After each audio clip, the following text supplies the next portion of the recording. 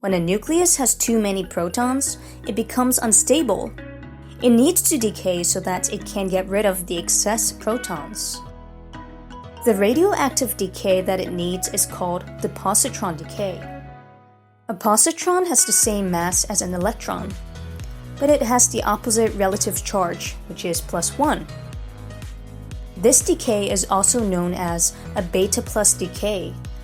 That's because a beta plus particle is just a high-speed positron.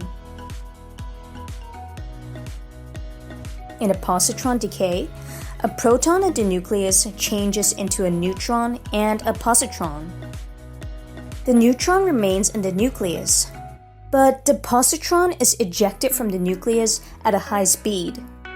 So the decay equation is proton changing into a neutron and a positron. But there is another particle emitted in this process, an electron neutrino. And of course, in this equation, you can also write beta plus instead of a positron.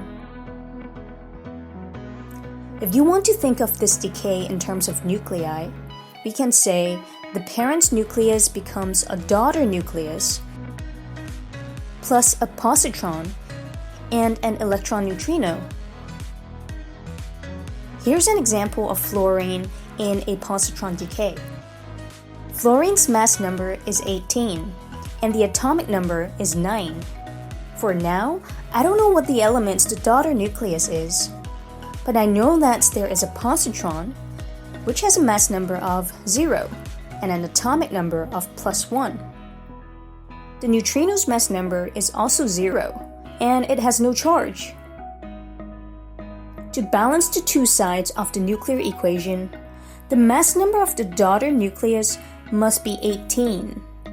The atomic number must be 8, so that these two add up to 9. The elements that fluorine decays into must therefore be oxygen, because that's the element with an atomic number of 8.